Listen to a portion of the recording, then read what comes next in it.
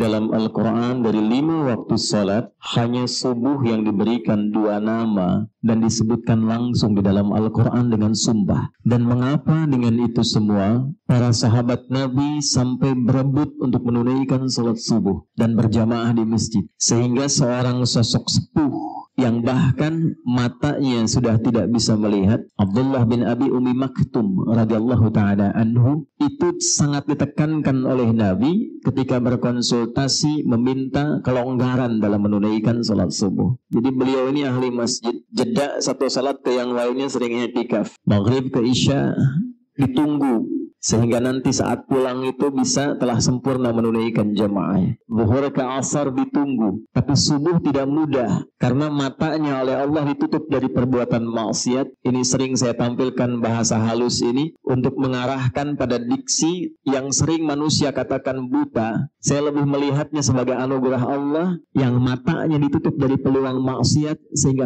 ringan hisabnya di akhirat nanti. Anda bisa bayangkan jarak rumah ke masjid itu tidak terlampau dekat. Mata tak bisa melihat. Masjidnya jangan dibandingkan dengan Al-Musabbihin, jauh dari kemegahan. Tiang-tiangnya hanya pelepah kurma, atapnya itu daun-daun kurma, yang kalau panas pasti kepanasan sampai ke dalam, kalau dingin pasti kedinginan, kalau hujan pun itu basah. Karena di antara hadis tentang Lailatul Qadar dalam Sahih Muslim itu, di antara tandanya Nabi melihat dalam mimpi ketika sujud, bangkit dari sujud dan salam, itu terlihat bekas-bekas bagian tanah di keningnya. Konsultasi pada Nabi SAW, ya Rasulullah, aliyya rukhsah, atau kama qala, ya Rasulullah, boleh enggak saya diberikan toleransi untuk sholat subuh aja?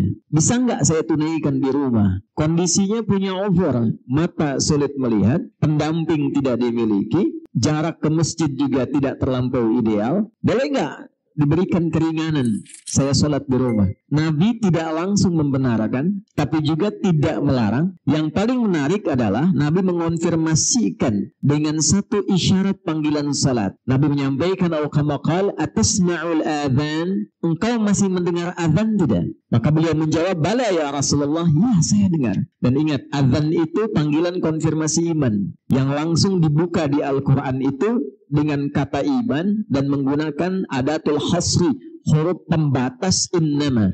Quran surah ke-8 ayat kedua.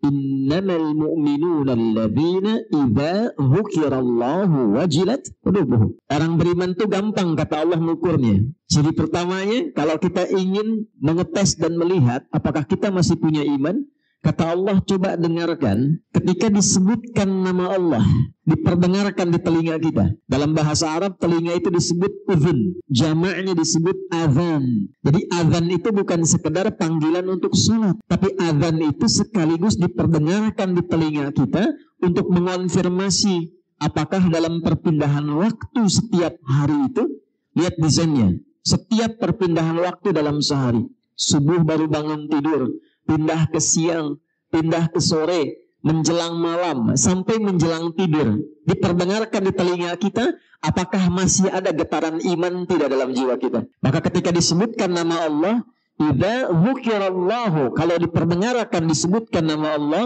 Allahu Akbar, itu otomatis kalau imannya ada, getaran itu muncul. Dan itu beda, tidak sama getarannya dengan getaran cinta misalnya. Beda dengan getaran ketika orang Medan di jalan lihat polisi razia tuh.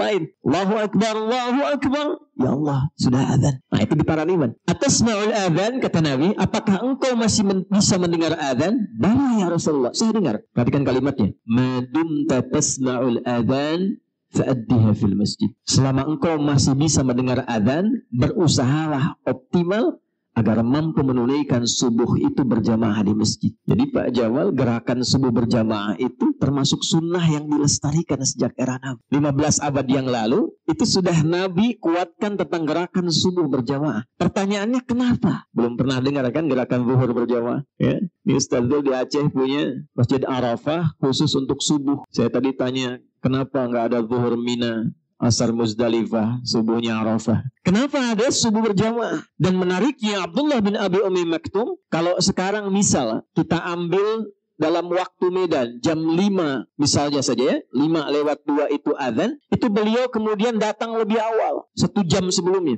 rabak jalan, masuk masjid. Biasa yang kita dengar yang azan itu siapa di zaman Nabi? Bilal bin Rabah. Sejak peristiwa motivasi Nabi itu, peristiwa tentang gerakan subuh, khusus azan subuh itu Abdullah bin Abi Umi Maktum. Sampai 2 kali azannya, ya, azan untuk motivasi supaya siap-siap ke masjid. Itu Nabi meminta Abdullah bin Abi Umi Maktum sebelum tiba waktu subuh azan. Itulah sejarahnya kenapa azan subuh 2 kali. Dari Madinah sampai dengan ke Mekah sekarang. Saking pentingnya subuh, cuman subuh yang azan 2 kali. Plus Jumat kan diantaranya. Tapi yang di era Nabi terjadi itu, di era Nabi itu subuh. Dari sejak itulah kemudian Abdullah bin Abi Umi Maktum azan sebelum subuh. Sekitar 30 menit sebelum subuh. Setelah itu baru kemudian datang jamaah persiapan, barulah Bilal bin Rabah azan tepat di waktu subuh masuk. Pertanyaannya, mengapa subuh?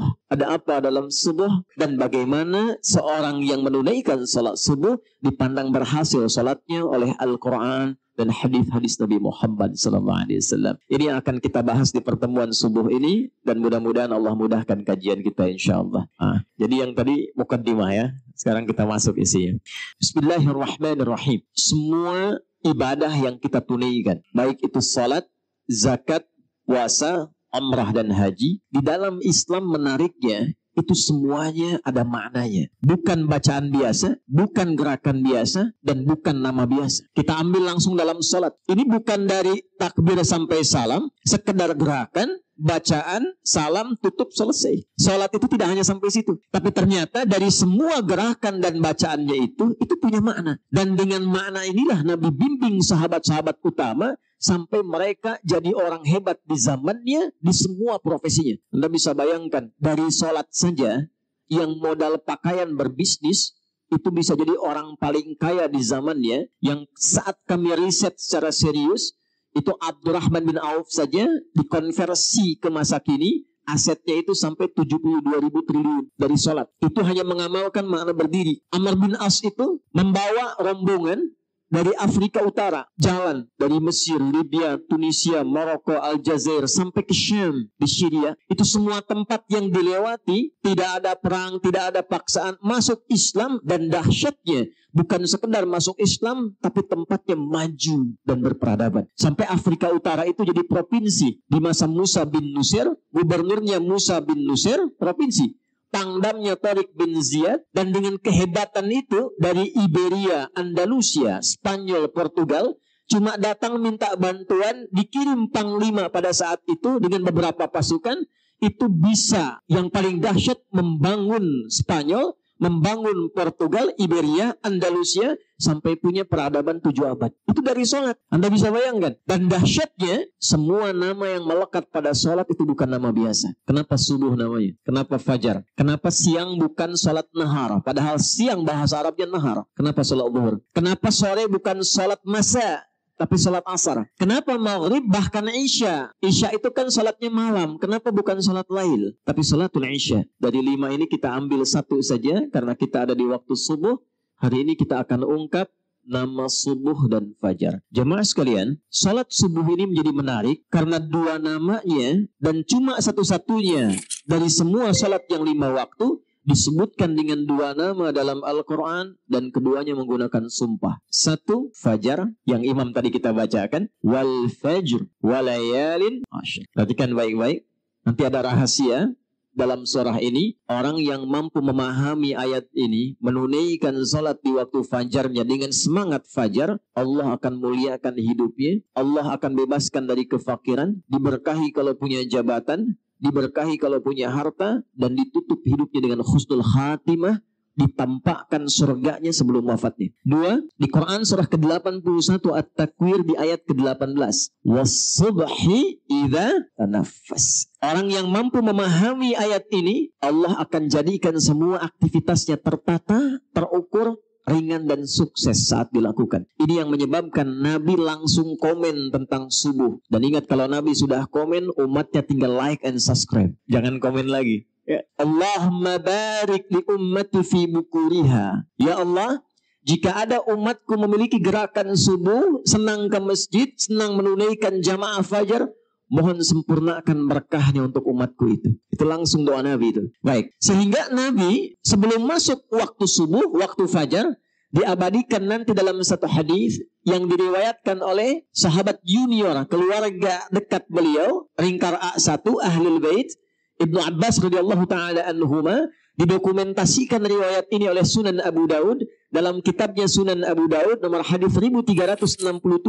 Saking pentingnya subuh, Nabi persiapan dengan sempurna merencanakan semua agenda saat bangun dari tidurnya. Kita mulai subuh. Apa itu subuh? Halo, tiap hari sholat subuh belum tahu apa itu subuh? Ayo 1 juta yang tahu, 2 juta. Yang ngasih Pak Wali bukan saya.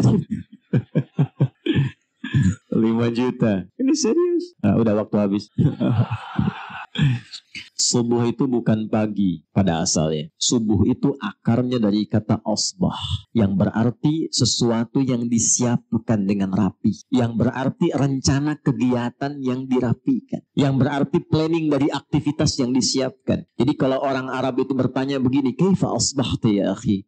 Bagaimana kabarmu di pagi ini, di subuh ini? Maksudnya bukan tanya kondisi tubuh. Kalau cuma tanya kabar, kaifa haluk, selesai. Tapi dia tanya, bagaimana kabarmu hari ini dan kegiatanmu di hari ini? Apa yang akan kau kerjakan di jam 8 nanti? Apa yang akan kau lakukan di jam 9 nanti? Sudahkah kau punya kegiatan yang tertata di pagi ini? Itu asbah. Sifat dari itu, kalau kita siapkan menjadi agenda yang terukur, yang akan kita kerjakan di setiap hari yang kita lalui, maka sifatnya berubah menjadi subuh namanya. Nah, karena itulah kemudian ketika Allah berfirman dengan sumpah di Quran surah ke-81 At-Takwir ayat ke-18, was-subhi idza tanaffas, dan aku bersumpah demi waktu subuh yang aku bentangkan keberkahannya. Perhatikan cara menerjemahkannya langsung dengan tafsir.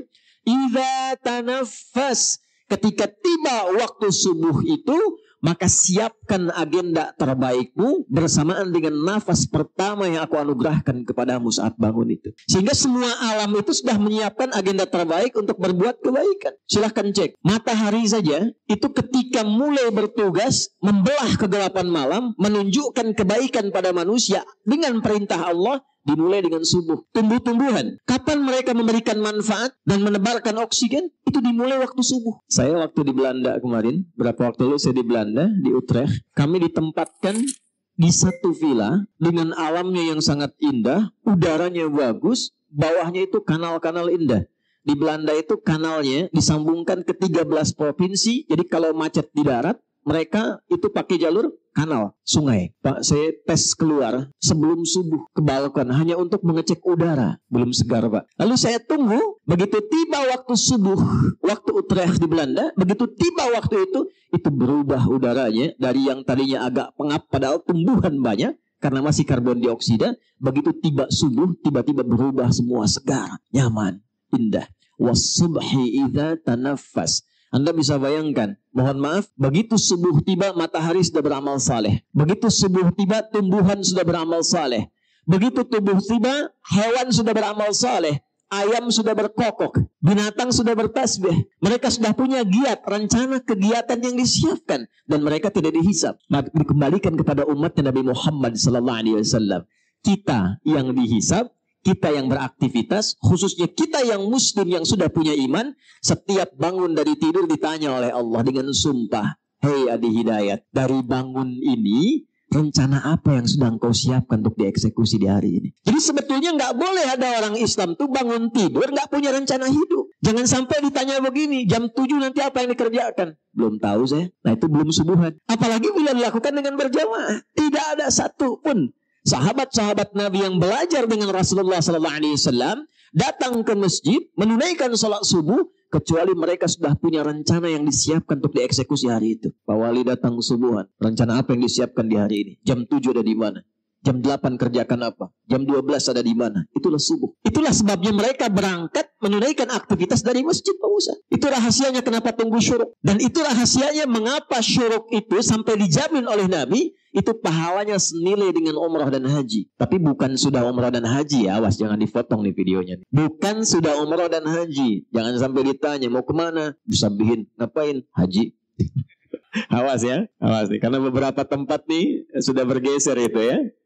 Kenapa begitu besar pahalanya? Lihat kalimatnya di hadisnya. Man shallal ghadata fil jama'ati. Siapa yang mau bergerak menunaikan salat subuh berjamaah. Thumma yaqudu yadhkurullah. Lalu dia setelah subuh itu duduk berzikir kepada Allah. Nanti kita lihat rahasia zikir itu apa. Dia duduk berzikir kepada Allah. Thumma yusalli rak'ataini. Kemudian dia menunaikan salat 2 rakaat fi bidayatid duha. Saat tiba awal duha. Awal duha itu matahari naik melewati tempat terbitnya masyrik, lalu dia bergeser. Pergeserannya disebut isyraq. Sifatnya disebut syuruk. Karena itu syuruk itu adalah awal duha. Duha itu punya 3 waktu. Awal duha, pertengahan duha, akhir duha. Dan rakaatnya bisa berbeda. Awal duha itu kata Nabi cukup 2 rakaat. Jangan terlampau soleh.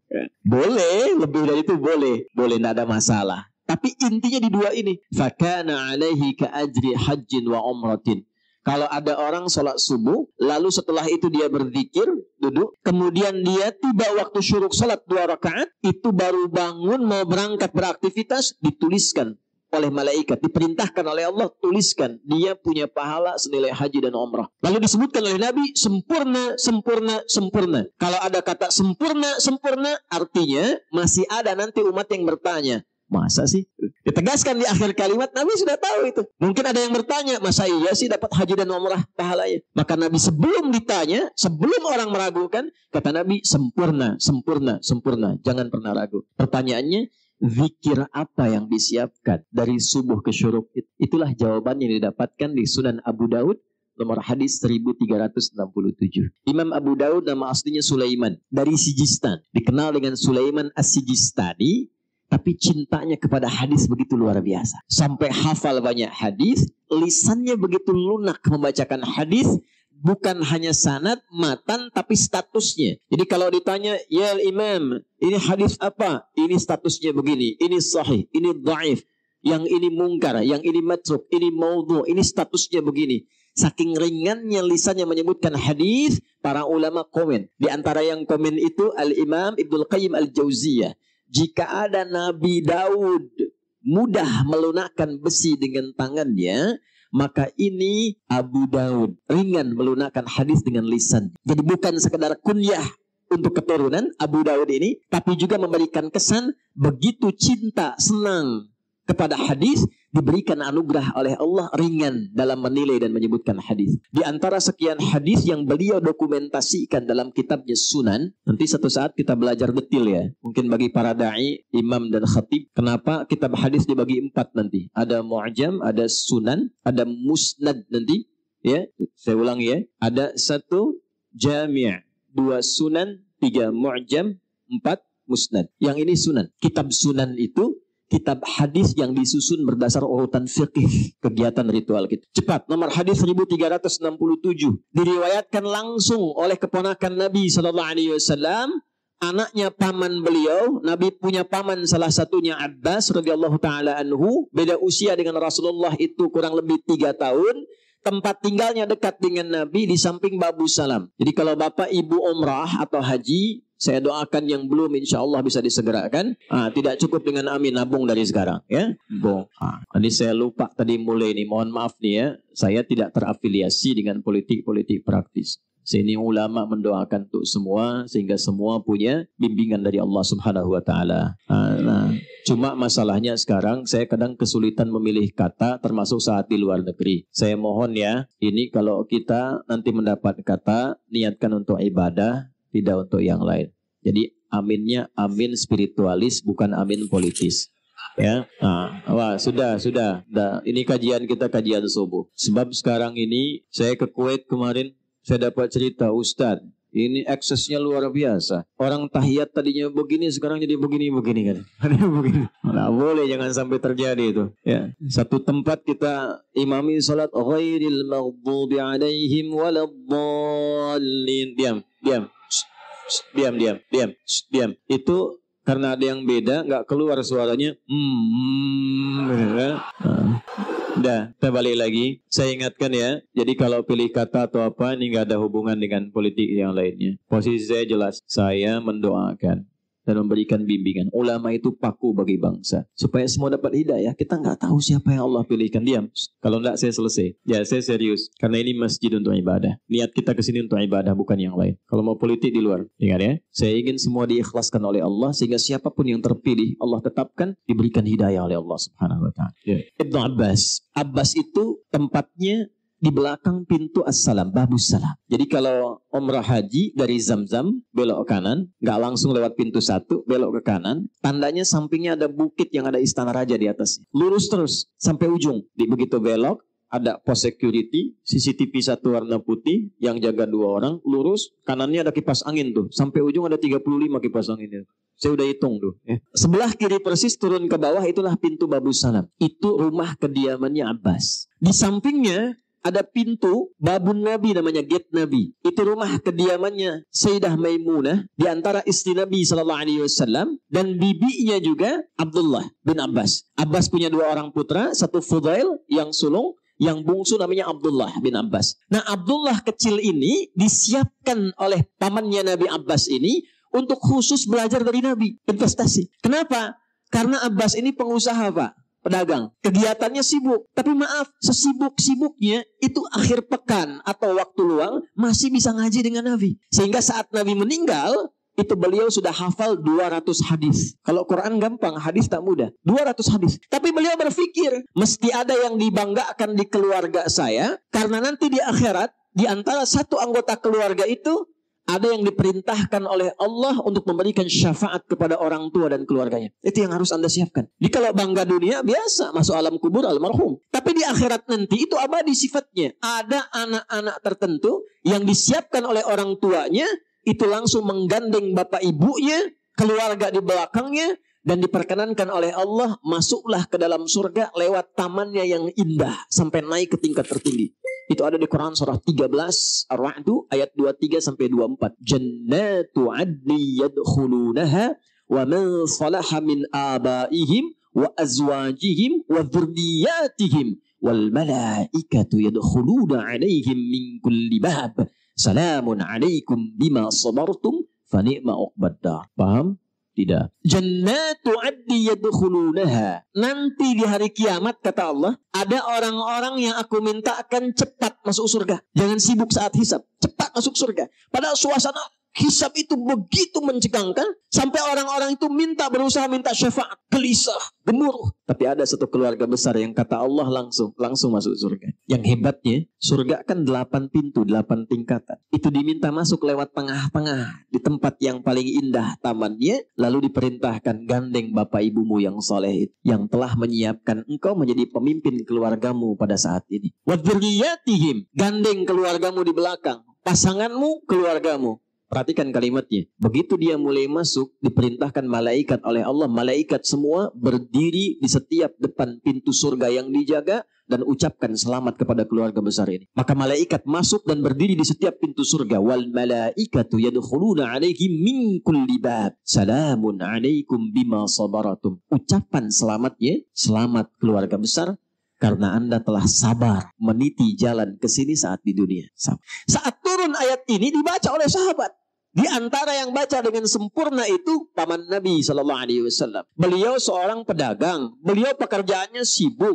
Kadang juga merantau. Walaupun sesekali masih ikut kajian Nabi. Tapi kalau saya boleh cuma hafal 200, anak saya mesti lebih dari saya. Bapaknya nggak hafal Quran, anaknya mesti hafal. Bapaknya mungkin bukan ahli fiqih, tapi satu di antara anak saya mesti menjadi ahli fiqih. Maka disiapkanlah Abdullah kecil ini, yang usianya dari sejak dini 2 tahun, 3 tahun, disimpan di Majlis Nabi. Ketika anak ini dari kecil disimpan di Majlis Nabi, tumbuhlah cintanya pada Rasulullah SAW. Kemana-mana ikut Nabi. Penasaran dengan Nabi. Di antara saking penasarannya, beliau ingin tahu bagaimana bangun tidurnya Nabi sebagai persiapan subuh. Jadi hadis ini diriwayatkan oleh anak kecil yang belum balik. Saking cintanya dengan Nabi. Dan kelak nanti ketika Nabi meninggal, bapaknya Abbas tadi, bapaknya Abdullah, hafal hadis 200, anaknya hafal 2000 hadis. Di antara hadis yang beliau hafalkan adalah apa yang akan saya bacakan ini. Qala, an Ibni Abbas radhiyallahu ta'ala anhuma qala, hadis riwayat Ibnu Abbas. Ini tolong catat baik-baik ya. Ini rumus dalam hadis. Kalau Bapak Ibu teliti baca hadis, kalau ada jasa ayah kepada anak dalam mendidik, itu nama anak gak pernah disebutkan. dalam riwayat hadis yang disebutkan bapaknya. Pernah dengar Ibnu Umar? Pernah dengar Ibnu Abbas? Tadi yang kita tahu kan Ibnu Abbas, Ibnu Umar. Nama aslinya siapa? Ibnu itu anak laki-laki, Umar anak laki-lakinya Umar. Ibnu Abbas anak laki-lakinya Abbas. Nama anaknya nggak disebut, Abdullah nggak disebut. Kenapa? Untuk memberikan petunjuk pada umat di masa depan. Nih, ini seorang bapak hebat, seorang ibu hebat, bisa mendidik anaknya sampai sukses. Kalau anak sukses, bapak ibunya ikut dalam namanya. Bukan cuma pahalanya, tapi namanya pun akan dikenang. Ada anak pesantren hafal Quran, ngimami subuh misal di Masjid Al-Musabbihin, bacaannya bagus. Yang ditanya pertama kali, anak siapa tuh? Anak siapa? Maka kalau bapak ibu ingin dikenang, jadi orang hebat, melintasi zaman, bukan cuma saat ini, 10 tahun ke depan masih orang tahu. 20 tahun ke depan masih orang tahu. Di akhirat namanya diviralkan oleh Allah, panggil lewat malaikat. Apa yang harus disiapkan? Investasikan satu di antara anak itu menjadi anak yang baik, yang dekat dengan Allah Subhanahu wa taala. Maka Ibnu Abbas mengatakan dari hasil pendidikan ayahnya, perhatikan kalimatnya. Kana Nabiyyu sallallahu alaihi wasallam, adalah kebiasaan Nabi sallallahu alaihi wasallam jika bangun di malam hari sebagai persiapan subuhnya. Fajalasa, duduk dulu. Kata Ibnu Abbas tuh kalau beliau tuh bangun tengah malam lebih sedikit atau pas atau kurang sedikit. Saya konversikan ke waktu Indonesia, kurang lebih patokannya jam 2 lah. Lewat sedikit, mungkin 2/4, setengah 3, atau kurang sedikit setengah 2. Itu kebiasaan Nabi bangun. Jadi saking pentingnya subuh, disiapkannya oleh Rasulullah bangunnya sebelum subuh. Saking pentingnya subuh. Dan jadi kebiasaan kata Ibnu Abbas. Apa yang dilakukan oleh Nabi? Maka saat bangun itu beliau duduk dulu. Ini sunnah. Jadi bukan bangun langsung baca doa, bukan. Ya, bangun tuh duduk dulu. Dalam duduk itulah dibiarkan dulu darah mengalir, tenang dulu. Yang kedua, famasaha biyadihi min athari naumi. Beliau kemudian menggunakan bagian tangannya yang bersih untuk menghilangkan bekas kantuknya. Hilangkan dulu ngantuknya. Ya, jadi bukan bangun tidur langsung baca doa, tidak. Doa itu bagusnya dibacakan dalam keadaan sadar dan khusyuk. Bangun jam 2, ngantuk masih ada. Alhamdulillah. Ya, nah, sadar jam 6. Sadar dulu. Karena doa itu ketika dipanjatkan dalam keadaan sadar, diiringi dengan hati yang khusyuk, seketika jawaban muncul. Minimal ada getaran hati, ada ketenangan, konfirmasi dalam jiwa kita. Maka apa yang terjadi? Baru kemudian setelah sadar, hilang ngantuknya. Ini yang pertama dilakukan. Kita kombinasikan dengan hadis Al-Bukhari dari dua orang sahabat, Mu'adz bin Jabal dan Jundub bin Junadah radhiyallahu ta'ala anhuma. Faqara'a, maka baru Nabi membaca doa. Perhatikan doanya. Alhamdulillahilladzi ahyana ba'dama amatana wa ilaihin. Pertanyaan saya, paham gak maknanya apa doa itu? Ini sebetulnya komitmen awal kita menjalani hidup. Alhamdulillahilladzi ahyana. Ya Allah, terima kasih. Hamba memujimu dan bersyukur padamu yang telah memberi kesempatan hamba hidup di hari ini. Walaupun engkau bisa wafatkan hamba dalam tidur tadi, namun engkau perkenankan sesuai dengan ajal yang telah engkau tetapkan. Terima kasih ya Allah diberikan kesempatan hidup lagi di hari ini. Alhamdulillahilladzi ahyana ba'dama amatana. Ini kuncinya. Wa ilaihin nusyur. Hamba berjanji ya Allah, hari ini akan mencari bekal terbaik dalam hidup supaya siap saat pulang. Jadi nusyur itu artinya menyebar untuk pulang. Kita saat mengatakan wa ilaihin nusyur, kita berkeyakinan selama ini beraktivitas satu saat pasti pulang. Saat kembali kepada Allah. Pertanyaannya, apakah setiap yang pulang itu sudah menyiapkan bekal untuk pulang? Karena sifat pulang itu Pak, Bu, itu punya sifat senang. Ya. Bapak Ibu di Jakarta menjelang Lebaran, mau akhir Ramadan, pulang kampung senang tidak? Pulang ketemu keluarga senang tidak? Nah, senang itu pulang kalau ada bekal. Saya tanya ada orang, kenapa tak pulang? Saya tak ada bekal Ustaz katanya. Tapi kalau dia sudah punya bekal, walaupun cuma pakai motornya bebek, itu bekalnya jadi singa tuh. Belakang kasih pelepah pisang, tambah lagi kemudian bacaan, dus 1, dus 2, dus 3. Di belakang dekat knalpot dia tuliskan, aku pulang sayang. Dan di rumah dia kabari, ini miniatur kehidupan. Di rumah dia kabari, aku pulang nih, abang pulang katanya. Dan yang di rumah itu bisa menyiapkan bekal yang tadi telah disiapkan untuk datang, diganti dengan semua persiapan yang indah. Rumah dicat, kue-kue disiapkan. Yang tidak ada jadi ada, dan cuma ada di Indonesia. Mohon maaf, itu kalengnya kaleng biskuit, isinya bisa rangginang. Saya tidak sebut nama supaya tidak endorse itu ya. Nah itu miniasi dunia, makanya disebut Id. Id itu pulang. Innallaha la yukhliful mi'ad. Mi'ad itu waktu pulang. Tempat pulang disebut ma'ad. Innalladzi farada 'alaikal Qur'ana laradduka ila ma'ad. Hei engkau yang sibuk, hei yang punya jabatan, hei yang punya kekayaan, hei yang merasa pintar, hei yang ini, hei yang itu. silahkan kau kerjakan apapun dalam hidupmu, tapi engkau pasti pulang. Quran surah 39 ayat 30, innaka mayyitun wa innahum mayyitun. Muhammad, engkau akan pulang dan umatmu pun semua akan pulang. Nah, ini mayit nih. Saya juga mayit, calon meninggal. Ya, antum mayit nih, meninggal. Waktunya bisa beda-beda, bisa antum duluan, saya belakangan bisa. Atau dibalik bisa terjadi, saya belakangan antum duluan bisa. Bisa. Ya, kan mungkin saja terjadi ya. Balik tuh, apa yang Nabi siapkan supaya kita beraktivitas menjelang pulang. Itulah yang Nabi bacakan, faqara khawatim surah Ali Imran. Ini persiapan sebelum subuh. Di sini kita akan fokuskan bahasan kita. Maka Nabi menunjukkan, siapkan bekal dari 11 ayat terakhir surah Ali Imran. Itu kunci menjalani semua aktivitas hidup setiap hari. Saking pentingnya ayat ini dibacakan setiap hari oleh Nabi saat bangun tidur, dan disiapkan untuk dieksekusi setelah keluar dari masjid sholat subuh. Inna fi khalqis samawati wal ardi wa ikhtilafil laili wan nahari la ayatil liulil albab.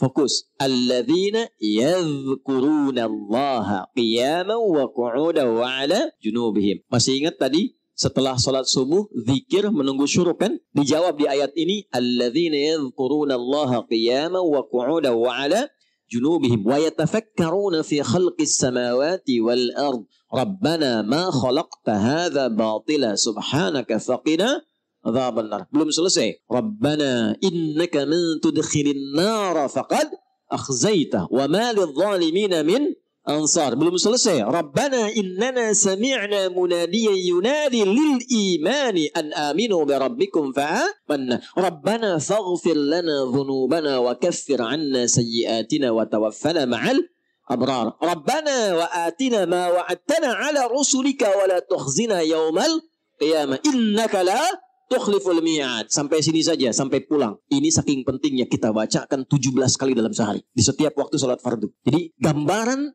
kurikulum hidup ini yang kita kerjakan setiap hari, kita minta sama Allah dijaga istiqamah 17 kali dalam sehari. Anda bayangkan. 1. Inna fi khalqis samawati wal ardi wa ikhtilafil laili wan nahari la ayatil liulil albab. Saya cepat terjemahkan langsung dengan tafsir. Orang cerdas itu, orang pintar itu, orang yang paham esensi sesuatu, dia tidak akan hanya menikmati hidup, menatap langit dan menjalani kehidupan di bumi saja. Lihat langit indah, jalan-jalan, nikmati aktivitas di bumi. Tidak. Orang cerdas, orang pintar yang tahu inti kehidupan itu. Inti sesuatu itu disebut lub namanya. Tahu kelapa? Ini Pak Wali itu, Pak Ijek, Pak Bobi. Kemarin saya makan satu tempat di sini.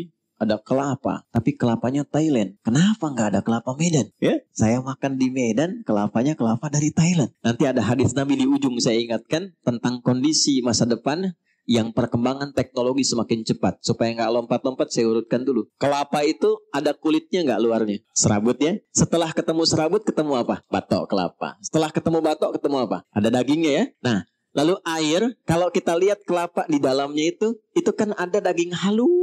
Ya. Itu yang paling enak kan? Itulah lub namanya. Inti sesuatu. Inti kelapanya. Lub. Jamaknya disebut albab. Ada orang yang kalau disebutkan sesuatu paham. Oh ini intinya. Arahnya ke sini. Itu ulul albab. Tapi ada orang yang dijelaskan sekali belum paham.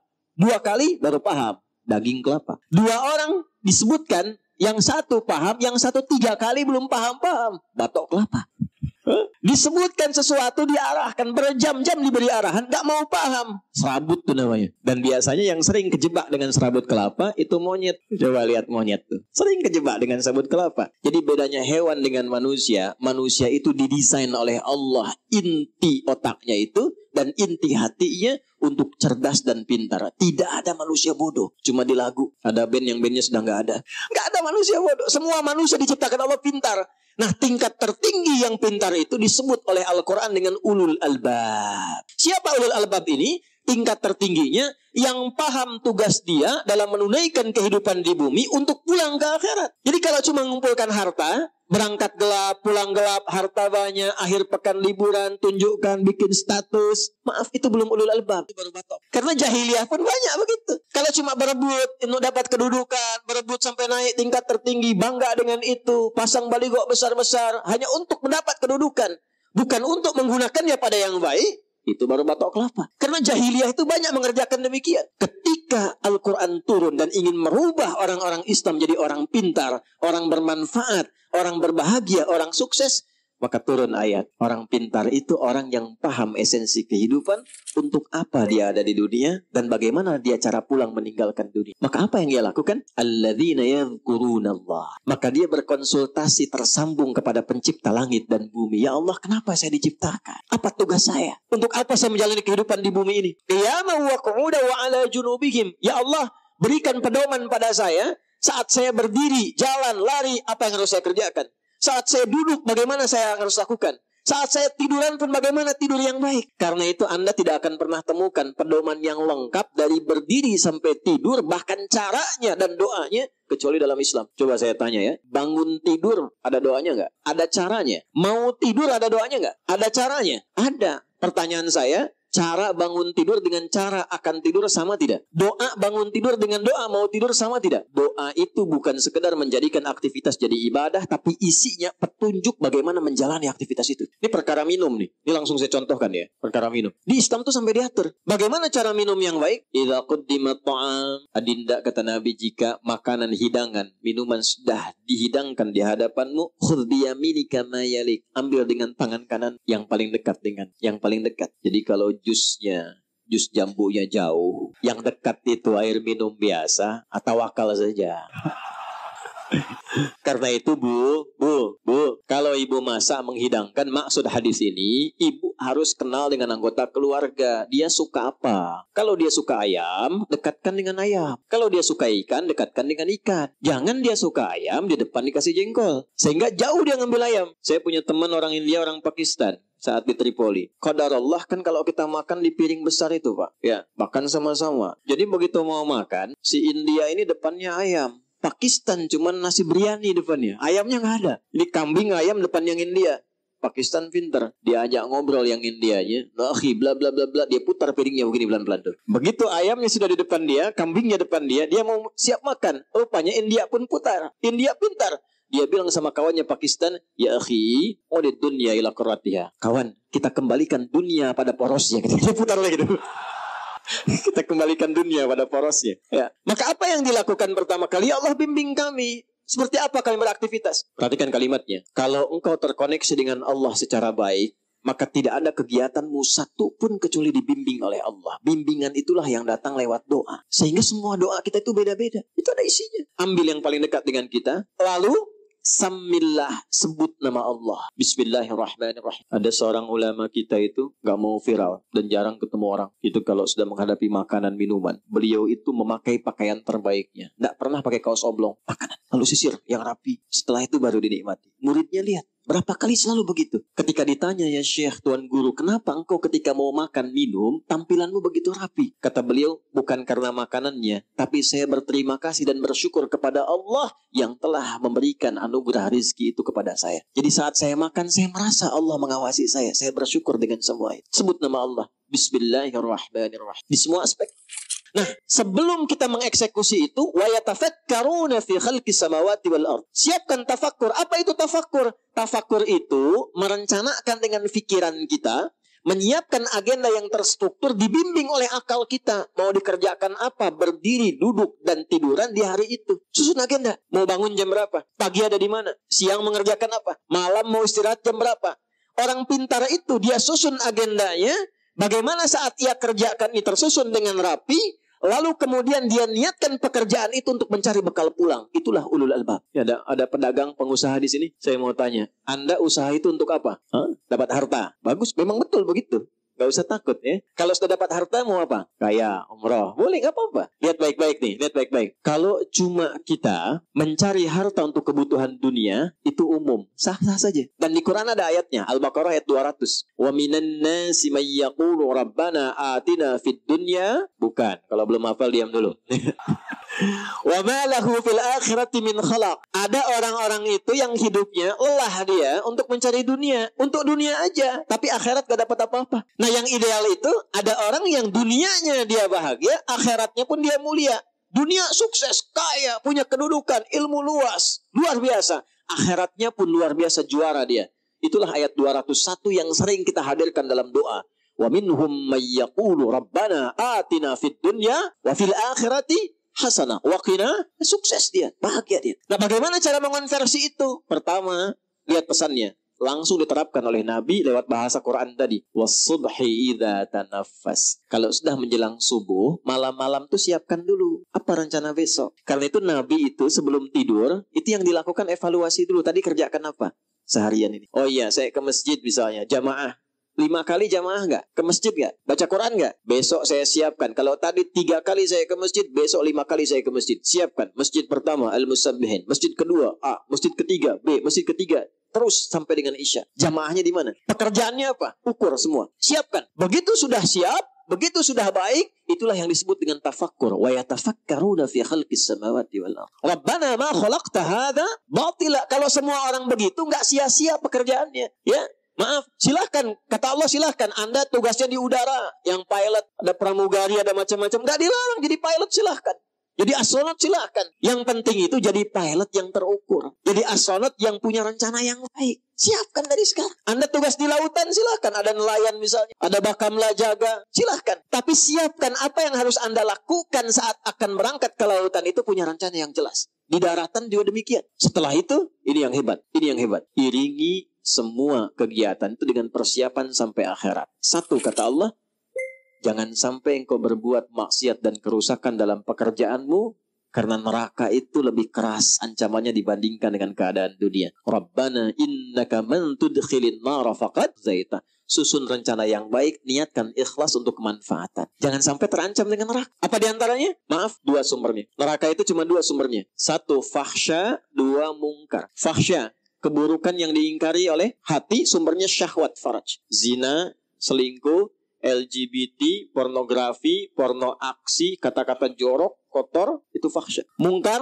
keburukan yang diingkari oleh hati, sumbernya nafsu perut dan akal. Maaf, korupsi, saling berselisih, bikin hoax, saling mencela, saling menjatuhkan, merampok, membunuh, itu mungkar. Saya mau tanya pada Bapak Ibu sekalian, amalan apa yang oleh Allah disiapkan untuk membuat seseorang terjauh dari fahsya dan mungkar? Cuma sholat. Ada di Quran surah 29 ayat 45. Innas sholata tanha anil fahsya wal. Jadi standar sholat itu bisa merubah seorang jadi baik. Standar sholat yang paling pokok. Jadi kalau orang sholat pasti baik. Nah, karena sholat itu otomatis. Kalau orang sudah sholat pasti baik. Sholat itu sifatnya taat. Lawan taat maksiat. Tak ada orang sholat itu bermaksiat. Tak ada. Ya. Orang jahiliyah itu dirubah menjadi khairul umah itu dengan sholat. Itu standar. Artinya standar biasa. Subuh itu standarnya lewat dari situ. Melebihi standar. Kalau orang sholat subuh bukan cuma baik. Tidak cukup jadi orang baik. Kalau ingin merubah sesuatu berkemajuan. Jadi hebat, mencerahkan, jadi maju, jadi sukses. Harus punya rencana. Kamu apa rencananya? Strateginya apa? Kegiatannya apa? Buat rencana. Dari subuh itu punya rencana kehidupan. Kalau tugas untuk pribadi, untuk keluarga, anak saya nanti mau bagaimana ke depan? Siapa yang jadi ahli Quran? Siapa yang jadi ahli fisika? Siapa yang jadi dokter? Siapa yang jadi ahli fikih? Dengan istri kompak. Nah, itulah yang disebut ulul albab. Kalau amanahnya lebih luas, RT, RW misalnya, sampai ke lurah, camat, sampai ke wali kota, sampai ke gubernur, sampai ke atas lagi, maka disiapkan rencananya dengan sifat-sifat tugas kerjanya. Di Sumatera Utara ini bukan cuma bicara siapa yang kemudian naik jadi pemimpin, tapi apa yang akan dilakukan setelah kemudian Allah berikan amanah itu. Mitigasikan. 33 kabupaten ini kekurangannya apa? Masuk hadis Nabi. Perhatikan. Sayati alaikum zamanun aw kama qala. Akan datang satu masa nanti. Ditandai dengan taqarubuz zaman. Waktunya begitu cepat berlalu. 1 tahun kayak sebulan. Sebulan kayak sepekan. Sepekan kayak sehari. Sehari saya sekilatan. Pada saat itu terjadi, taqarubul aswaq. Pasar mudah diakses. Dulu ibu ke pasar tuh pakai angkot, Bu. Turun, belanja. Sekarang klik di handphone, barangnya datang. Jadi benar hal yang Nabi sampaikan terjadi. Pasar mudah diakses. Tapi saat yang bersamaan, yantashirul kadhib, manipulasinya banyak. Benar kayak salah, salah kayak benar. Orang mulai tipu-tipu. Dan tipu-tipunya karena ada perkembangan teknologi, pindah dari offline jadi online. Sekarang banyak tertipu dalam online. Dulu judi itu offline, sekarang judi online. Sampai Zeus bingung ikutan judi itu. Saya bingung kalau di jalan tuh. Lihat, ini ke Banten, lihat Spiderman minta-minta. Transformer sudah di jalanan, sekarang minta sumbangan. Di Medan masih manusia silver ya. Di Banten tuh Spiderman turun ke bawah minta sumbangan. Zeus ikutan judi kan. Memang dunia ini sudah kacau sekarang. Tantasyurul fitan. Ya, fitnahnya makin banyak. Jadi kalau kena fitnah biasa saja. Memang kata Nabi fitnahnya makin banyak. berarti nabinya benar. Syukur itu. Cuman yang mesti dilakukan apa? Sambut hadis Nabi itu. Ketika dipertemukan seperti ini, jangan diam. Tidak ada sholat subuh di zaman Nabi, kecuali semua jamaah saling kenal satu dengan yang lainnya. Sehingga yang sakit tidak bisa ke rumah sakit ketemu dokter. Al-Musabbihin bikin satu gerai. Dokter-dokter ada database-nya. Yang sakit datang konsultasi, tak perlu ke rumah sakit, dapat obat generik. Yang lapar datang, pulang-pulang kenyang. Oh, ini ada sarapan tidak nih subuh ini? Cuma tanya Pak, cuma tanya.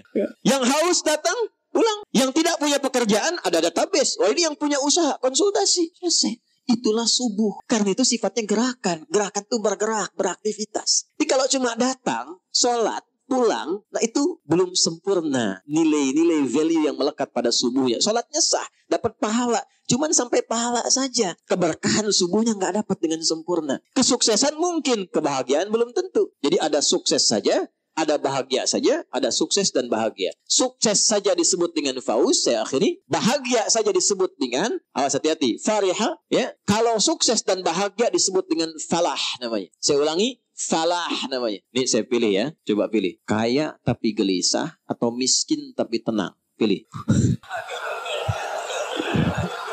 Kaya tapi ya sudahlah, terlihat mukanya begitu. Nah, kaya dan tenang itu namanya falah. Falah. Orangnya disebut muflih, jamaknya disebut muflihun. Allah bersumpah langsung di Quran surah 23 ayat 1 dan 2. Qad aflahal mu'minun. Orang beriman itu pasti sukses dan bahagia. Apa amalan yang mengantarkan pada sukses dan bahagia itu? Ayat 2. Alladzina hum fi salatihim khasyi'un. Kalau salatnya khusyuk, maka supaya khusyuk dipanggillah dia dengan kata falah dalam salat. Saat azan itu berkumandang, Anda tanya, kenapa saya mesti salat? Dijawab langsung oleh suara muadzin, hayya 'alas shalah. Kenapa saya mesti salat ya Allah? Jawab, hayya 'alal falah. Supaya engkau sukses dan bahagia. Jadi sebetulnya motivasi salat itu bukan hanya menjadikan kita dapat pahala, supaya kita hidupnya sukses dan bahagia. Kalau kesuksesan itu diraih, kebahagiaan didapat karena kita ingat Allah, berpijak pada Allah, maka sadarlah kita akan keagungan Allah. Itulah yang menjadikan setelah hayya 'alal falah, ingat Allah lagi. Allahu Akbar, Allahu Akbar, la ilaha illallah. Tapi tidak semua orang yang sholat mendapatkan kesuksesan kebahagiaan. Mengapa? Karena dia tidak mengambil hikmah dan pelajaran dari semua pedoman-pedoman terkait sholat itu. Anda kalau cuma datang ke masjid, sholat 2 rakaat dan pulang, tidak dapat hikmahnya. Tapi ketika Anda sebelum datang uraikan kegiatan hari ini. Saya mahasiswa di USU, mesti IPK-nya 4. Saat bersamaan saya menghafal Quran. Ya. Nah, saya tutup, saya akhiri. Siapkan rencana. Apa sifat kegiatan kita? Sebelum dieksekusi, datanglah kepada Allah untuk minta taufik dan petunjuk serta kemudahan. Datangnya kita ke masjid untuk sholat itu bukan sekedar sholat. Minta sama Allah, ya Allah saya punya agenda nih. Ya Allah saya punya kegiatan. Fa'idha faraghta fansab wa ila rabbika. Nah, wa ila rabbika faraghat itu datangnya lewat sholat. Makanya kenapa sholat pertama disebut dengan fajar? Karena ada pancaran dalam tubuh kita merespon panggilan Allah. Allahu Akbar, Allahu Akbar. Sudah subuh nih. Siap ya Allah saya datang. Datang dengan agenda. Sujud kita minta, ya Allah mudahkan urusan saya. Lindungi pekerjaan saya. Berkahi hidup saya. Sayangi keluarga saya. Itu yang dimaksudkan. Itulah kemudian Allah bersumpah di surah Al-Fajr. Wal fajr walayalin wasyaf'i wal. Tiap tahun mesti begitu sampai ketemu puncak tahun. Sehari ke-10 di bulan Idul Adha. Nah, qasam di Quran surah 89 sumpahnya itu wal fajri di situ kata para ulama tentang keutamaan fajar saat Idul Adha. Tapi maksudnya berlatih setiap tahun supaya setiap pagi itu begitu aktivitasnya setiap tahun sampai ketemu Idul Adha. Sampai ketemu Idul Adha. Kalau bisa dikerjakan, saya tutup. Tidak ada satupun orang yang dapat rezeki kecuali puas. Ketika dapat dia berbagi. Punya kedudukan dia manfaat. Lalu Allah siapkan di akhir kehidupannya cara pulang yang baik. Ya ayyatuhan nafsul mutmainnah. Karena dia punya agenda, dia punya arah, hidupnya tenang. Maka meninggalnya pun dalam keadaan tenang. Hei jiwa yang sudah tenang, siap-siap pulang. Irji'i ila rabbika radiyatan. Siap pulang. Aku sudah ridha dengan amalmu. Engkau pun akan ridha dengan pemberian. Sudah siap pulang? Oh, belum. Ya, baik. Ada satu penjaga masjid di Pasar Rebo di Jakarta. Tapi di daerah, bukan di kotanya. Tugasnya marbot masjid aja. Tapi dia tahu fikih marbot. Belajar dari Bilal. Dinikmati kerjanya. Nanti ada belajar ya. Belajar. Saya entah mengapa beliau ini saking ikhlasnya datang orang Qatar. Qatar Pak, lampu merah sonoan dikit tuh. Datang ke situ hanya untuk bertemu orang itu dan tidak tahu dari mana taunya. Datang, beliau bilang, saya ingin renov musola ini, tapi bapak saja yang jaga. Ini kisah nyata. Singkatnya dia renov jadi. Begitu jadi ditingkatkan cintanya pada masjid. Yang buka masjid beliau, yang bersihkan beliau, yang azan beliau, qomat sampai ngimami beliau. Semua bersih. Satu kali hari Kamis puasa, nunggu buka ba'da asar. Sudah rapikan masjid untuk orang sholat, tiduran dekat karpet. Karena punya kurikulum, punya persiapan amal, punya strategi beramal, beliau sudah paham, ini cuma sementara. Saat pulang itu nggak akan disebut ini marbot, ini penjabat, ini rakyat, ini ustaz. Yang penting saya siapkan bekal pulang. Itu cuma tidur-tiduran, Pak. Tiduran di tempat yang dirawat, di tempat yang diberkahi itu cuma merem-melek. Ya ayat Tuhan nafsul mutmainnah. Meninggal beliau di tempat yang beliau abdikan, di tempat beliau ibadah, dalam keadaan yang tenang, sukses beramal. Cara pulangnya, meninggal cuma merem-melek, meninggal. Maaf ya, hati-hati pojok tuh sudah ada yang merem-melek tuh. Nah itulah subuh ya. Jadi saya tidak menginginkan kita mengerjakan sesuatu, tapi kita tidak paham apa yang dilakukan. Maka kesimpulannya, satu, subuh bukan sholat biasa, tapi menjadi gerakan bagi kita untuk bisa memaksimalkannya dan mendapatkan nilai-nilai kebaikan di dalamnya. Satu. Dua, subuh sifatnya gerakan, tapi gerakan yang merubah hidup kita. Makanya baca lagi surat Al-Fajr tadi. Maaf ya, yang tadinya buruk perilaku, yang gak suka berbagi, yang jelek sifatnya, yang suka bertindak yang kotor dengan lingkungannya, itu ketika datang subuh berubah dia. Yang cari-cari harta sibuk sekarang berubah bagaimana bisa mengolah hartanya dengan baik. Ini datang subuh, jangan lihat banyaknya. Tapi dari yang banyak ini saat pulang, siapa yang bisa menanamkan pada dirinya untuk berubah menjadi pribadi yang lebih baik. Dua. Tiga, subuh itu sholat jamaah dengan disifati ta'aruf, saling mengenal. Kalau bisa digerakkan. Wali kota, di level gubernur, naikkan. Subuh itu untuk yang muslim, kenalkan. Jangan cuma datang, bikin program, kenalan. Kalau bisa bikin database nih. Ya Pak Jamal, masjid ini punya database minimal dari warga sekitaran. Kenalkan. Nanti wali kota, gubernur, macam-macam kunjungan, kenalan. Itu kalau sudah begitu, nggak ada masalah-masalah yang didapatkan di masyarakat kecuali tuntas karena kenal langsung di lapangan. Nah itulah ilmu belusukan Nabi yang ditiru oleh Umar pada masa itu. Sehingga ketika Umar jadi khalifah, jadi pemimpin, itu sudah biasa dengan belusukan dan tidak bawa kamera. Ya. Karena masa itu belum ada. Kalau ada ya dipakai juga untuk dokumentasi dan nyampaikan ke masyarakat bahwa ini program kita. Ya, bukan untuk bikin status. Jamaah juga begitu tuh, foto-foto macam-macam. Ya. Niat innamal a'malu bin. Yang terakhir, ini yang paling penting, subuh membuat kita semakin bersaudara, semakin mencintai, menyayangi. Saya tutup, Nabi tidak pernah melihat dalam subuh. Kecuali sebelum sholat beliau tengok siapa di saf mana jamaah-jamaah itu. Sampai Nabi tahu siapa yang ada di posisi. Saya akhiri dengan singkat, seorang jamaah di sayap kanan. Hilang di era Nabi. Nabi tanya, mana si fulan? Belum ketahuan ya Rasulullah. Tunggu. Sampai dekat ke akhir habis sholat subuh. Ini kisah nyata. Karena waktunya mau habis, diputuskan sudah kita mulai sholat. Begitu selesai sholat, gak ada. Kita tengok ke rumah. Datang disusuri, ternyata ya Allah ya Rabbi. Ketemu rumahnya agak jauh. Yang tersisa hanya istrinya. Ditanya, aina zawjuk, kemana suami? Ya Rasulullah, dia telah kembali kepada Allah, meninggal. Itu sampai dicari, ditemukan sudah meninggal. Nabi cari. Nabi bilang gini, ada yang aneh enggak sebelum meninggal? Tidak ya Rasulullah, cuma dia bilang begini, ya Allah, kenapa kau gak makin jauh? Ya Allah, kenapa bukan yang baru saja? Itu aja yang saya bingung ya Rasulullah. Kata Nabi, bukan. Dia itu sebelum meninggal, ditampakkanlah pahala sholatnya yang sering dia lakukan ke masjid itu. Dalam subuh khususnya. Ditampakkan. Jadi bukan berarti kita sia-sia. Nanti sebelum meninggal, kebiasaan kita ditampakkan. Kalau yang rajin tuh amal soleh, ditampakkan amalnya. Sehingga itu yang membuat kita tenang. Lalu dia melihat, ternyata jalannya itu dihitung. Banyak pahalanya. Dia berkata, ya Allah, kenapa nggak makin jauh lagi aja masjidnya? Sehingga makin banyak pahalanya. Satu waktu di musim dingin, dia keluar, pakai baju double, di jalan yang kedinginan saat akan berangkat ke masjid. Dia copotlah baju yang luar, dia pakai yang dalam. Yang dalam itu yang baru, yang luar yang lama. Begitu diberikan, keluar pahala ditampakkan sebelum wafat. Dia berkata, ya Allah, kenapa yang nggak baru saja yang saya berikan? Kenapa harus yang lama? Karena pahalanya berbeda. Salat. Itulah janji Allah, ya ayat Tuhan nafsul. Dan tempatnya ayat itu di surah Al-Fajr.